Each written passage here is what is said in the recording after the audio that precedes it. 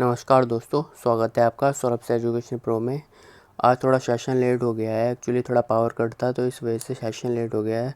तो आज के सेशन में हम रोज़ की तरह ही जो करंट अफेयर्स होते हैं उनके बेस पर जो 10 MCQs होते हैं उनको डिस्कस करेंगे। तो चलिए शुरू करते हैं आज का session.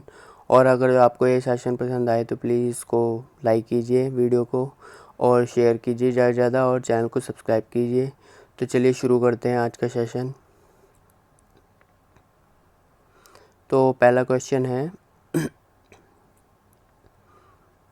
The world's largest nuclear fusion project is being set up in which country. विश्व का सबसे बड़ा परमाणु संलयन परियोजना किस देश में स्थापित की जा रही है? तो ये की जा रही है फ्रांस में। इसकी एक्सप्लेनेशन देख लेते हैं। तो फ्रांस में, दक्षिणी फ्रांस में विश्व का सबसे बड़ा परमाणु संलयन परियोजना स्थापित की जा रही है। परियोजना का 5 वर्षीय विधानसभा चरण 28 जुलाई से शुरू हुआ और 2025 के अंत तक ख़त्म होने की उम्मीद है। तो जो अंतर्राष्ट्रीय थर्मोन्यूक्लियर एक्सपेरिमेंटल रिएक्टर है ITR परियोजना की कीमत 20 बिलियन यूरो है और यह उन प्रतिक्रिया को दोहराएगी जो स्रोत हैं सूर्य के शक्ति का। ओके, ITR का अर्थ है लैटिन में द वे। परियोजना यह प्रदर्शित करने के लिए की गई है कि संलयन शक्ति वाणिज्यिक स्तर पर उत्पन्न की जा सकती है और यह स्वच्छ और असीमित शक्ति प्रदान करेगी। ओके, तो ये पावर जनरेटिंग की एक वो है। इसमें सूर्य का जो होता है इसमें 2 होता है, एक तो नाभिकीय संलयन और एक नाभिकीय विखंडन, एक फ्यूज़न और एक फिज़न। ओके, तो ये यहाँ पे जो हो रही है ये फ्यूज़न हो रही है। ठीक है, चलिए नेक्स्ट देखते हैं। What is the new name of the Ministry of human resource development. तो मानव संसाधन विकास मंत्रालय का नया नाम क्या है? तो इसका नाम है मिनिस्ट्री ऑफ एजुकेशन। इसकी एक्सप्लेनेशन देख लेते हैं। तो मानव संसाधन विकास मंत्रालय का नाम बदलकर शिक्षा मंत्रालय कर दिया गया है। प्रधानमंत्री नरेंद्र मोदी की अध्यक्षता में केंद्रीय मंत्रिमंडल द्वारा मंत्रालय के नाम को मंजूरी दी गई। वर्तमान मानव संसाधन और विकास मंत्री रमेश पोखरियाल निशंक जी, इन्होंने केंद्रीय मंत्रिमंडल में नए राष्ट्रीय शिक्षा नीति को भी मंजूरी दी जो कि 1968 से 1946 में पहली बार जो है 3 दशकों में पहली बार बदली गई है। ओके, चलिए नेक्स्ट देखते हैं। इसको भी मैं आपको अलग से सेशन लाऊंगा जो नई एजुकेशन पॉलिसी आई है उसके ऊपर। चलिए नेक्स्ट क्वेश्चन देखते हैं। Who has been appointed as the chief executive officer of Paytm Money. Paytm Money के मुख्य कार्यकारी अधिकारी के रूप में किसे नियुक्त किया गया है? तो ये किया गया है वरुण श्रीधर को। उसका एक्सप्लेनेशन देखते हैं। तो वरुण श्रीधर को पेटीएम मनी के नए मुख्य कार्यकारी अधिकारी के रूप में नियुक्त किया गया है। वरुण श्रीधर इक्विटी ब्रोकरेज के लॉन्च विकास का नेतृत्व करेंगे और NPS गोल्ड सेवाओं और म्यूचुअल फंडों के विस्तार में मदद करेंगे।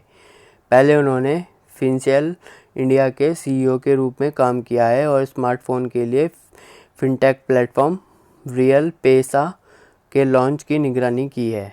ओके, चलिए नेक्स्ट देखते हैं। Which PSU has signed an agreement with IIT Kanpur for training, research and entrepreneurship development in smart grid technology? किस PSU ने स्मार्ट ग्रिड टेक्नोलॉजी में प्रशिक्षण, अनुसंधान और उद्यमिता के विकास के लिए IIT कानपुर के साथ समझौते पर हस्ताक्षर किए हैं?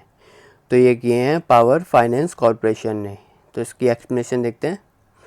तो बिजली मंत्रालय के तहत सार्वजनिक क्षेत्र के उपक्रम PSU पावर फाइनेंस कॉरपोरेशन ने स्मार्ट ग्रिड टेक्नोलॉजी के क्षेत्र में अनुसंधान, प्रशिक्षण और उद्यमिता विकास को बढ़ाने के लिए भारतीय प्रौद्योगिकी संस्थान कानपुर के साथ समझौते पर हस्ताक्षर किए हैं। ओके, नेक्स्ट देखते हैं। Which country has signed an MOU with India for cooperation in the field of traditional system of medicine and homeopathy. किस देश ने पारंपरिक चिकित्सा और होम्योपैथी के क्षेत्र में सहयोग के लिए भारत के साथ समझौते पर हस्ताक्षर किए हैं? तो किए हैं जिम्बाब्वे ने। एक्सप्लेनेशन देखते हैं। तो जिम्बाब्वे ने पारंपरिक चिकित्सा और होम्योपैथी के क्षेत्र में सहयोग के लिए भारत के साथ एक समझौते पर हस्ताक्षर किए हैं। समझौते पर 3 नवंबर 2018 को हस्ताक्षर किए गए थे और जुलाई 2020 को केंद्रीय मंत्रिमंडल द्वारा अनुमोदित किया गया था। एमओयू होम्योपैथी और चिकित्सा की पारंपरिक प्रणालियों को बढ़ावा देने के लिए दोनों देशों के बीच सहयोग के लिए एक रूपरेखा पेश करेगा, जो दोनों देशों के पारस्परिक लाभ के लिए होगा। नेक्स्ट देखते हैं। Which country will collaborate with India for conducting anti microbial resistant research. तो रोगाणुरोधी प्रतिरोध अनुसंधान करने के लिए भारत ने किस देश के साथ सहयोग किया है? तो ये किया है यूके के साथ, यूनाइटेड किंगडम। एक्सप्लेनेशन देखते हैं। तो यूके है जो यूनाइटेड किंगडम, जीवाणुरोधी प्रतिरोध अनुसंधान आयोजित करने के उद्देश्य से एंटीबायोटिक दवाओं के लिए प्रतिरोधी बैक्टीरिया और जीन का मुकाबला करने में महत्वपूर्ण प्रगति के उद्देश्य से सहयोग करेगा। सरकार ने 5 योजनाओं पर हस्ताक्षर किए हैं, जिनमें से 8 मिलियन पाउंड की कीमत है, जिनमें से 4 मिलियन पाउंड ब्रिटेन के रिसर्च एंड इनोवेशन फंड से इंटरनेशनल सहयोग के लिए दिए जाएंगे। यूनाइटेड किंगडम भारत का दूसरा सबसे बड़ा अनुसंधान भागीदार है और संयुक्त अनुसंधान वर्ष 2021 तक 3,855 करोड़ रुपए का होगा। ओके, नेक्स्ट देखते हैं। Who has been conferred with the Lifetime Excellence Award 2020 by the Ministry of Earth Science? पृथ्वी विज्ञान मंत्रालय द्वारा लाइफटाइम एक्सीलेंस अवार्ड 2020 से किसे सम्मानित किया गया है? तो ये किया गया है अशोक साहनी जी को। एक्सप्लेनेशन देखते हैं इसकी। तो प्रोफेसर अशोक साहनी को पृथ्वी विज्ञान मंत्रालय द्वारा लाइफटाइम एक्सीलेंस अवार्ड 2020 से सम्मानित किया गया है, जिसमें वेबरेट, पैंटियोलॉजी, जियोलॉजी और बायो स्ट्रेटोग्राफी के क्षेत्र में उनके योगदान के लिए दिया गया है यह पुरस्कार। तो मंत्रालय ने पृथ्वी प्रणाली विज्ञान में उत्कृष्टता के लिए राष्ट्रीय पुरस्कार के तहत पुरस्कारों की घोषणा की है। चलिए नेक्स्ट देखते हैं।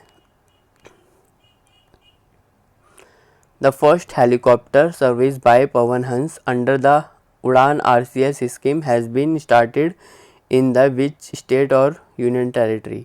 तो पवन हंस द्वारा उड़ान RCS योजना के तहत पहली हेलीकॉप्टर सेवा किस राज्य के या केंद्र शासित प्रदेश में शुरू की गई है? तो ये की गई है उत्तराखंड में। उड़ान की फुल फॉर्म पता है, उड़ेगा देश का आम नागरिक। ओके, एक्सप्लेनेशन देखते हैं इसकी।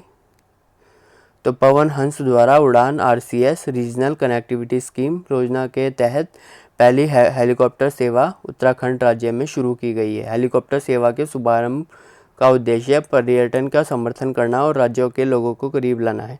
यह सेवा गौचर, देहरादून, श्रीनगर और नई टिहरी के बीच कनेक्टिविटी की सुविधा प्रदान करेगी। नेक्स्ट देखते हैं। Which squadron of Indian air force is referred to as the golden arrows. तो भारतीय वायुसेना के किस स्क्वाड्रन को स्वर्ण तीर के रूप में जाना जाता है? तो ये जाता है स्क्वाड्रन नंबर 17 को। एक्सप्लेनेशन देखते हैं इसकी। तो भारतीय वायुसेना के स्क्वाड्रन नंबर 17 को गोल्डन एरो के रूप में भी जाना जाता है। स्क्वाड्रन अंबाला वायु स्टेशन से सेना स्टेशन पर तैनात है और पश्चिमी वायु कमान का एक हिस्सा है। स्क्वाड्रन 17 ने भटिंडा हवाई अड्डे से रूसी मूल के MiG-21 जेट का संचालन किया है और 1951 में इसे गठन किया गया था। स्क्वाड्रन को वर्ष 2016 में भंग कर दिया गया था, लेकिन जो डसॉल्ट राइफल जो राफेल है उसके लिए सितंबर 2019 में दोबारा से शुरू किया गया। और देख लेते हैं, जो 5 राफेल जेट हैं, इसका पहला जत्था 29 जुलाई को फ्रांस के मर्गनाक बेस से भारत आया था। राफेल फाइटर जेट में 2 स्क्वाड्रन शामिल होंगे। पहला स्क्वाड्रन इंडियन एयरफोर्स के अंबाला एयर बेस में और दूसरा स्क्वाड्रन हसीमारा बेस पर तैनात किया जाएगा। चलिए नेक्स्ट देखते हैं।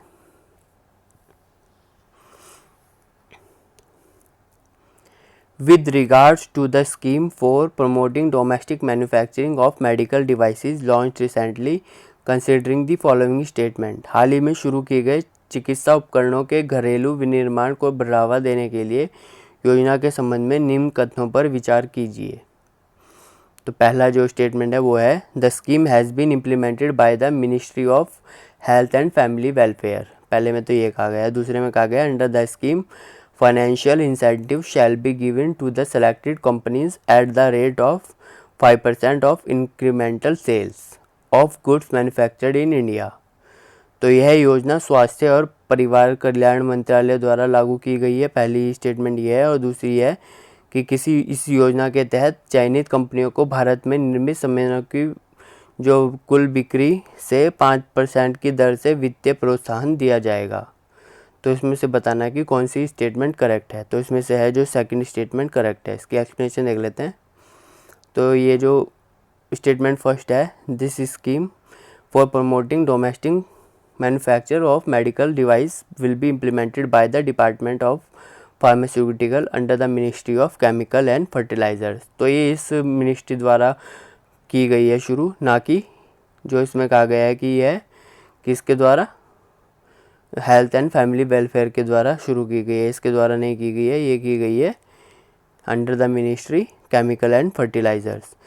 ठीक है। और स्टेटमेंट 2 तो यही है कि under the scheme financial incentive shall be given to the selected companies at the rate of 5% of incremental sales. Okay. तो इसलिए दूसरी स्टेटमेंट सही है, पहली गलत है।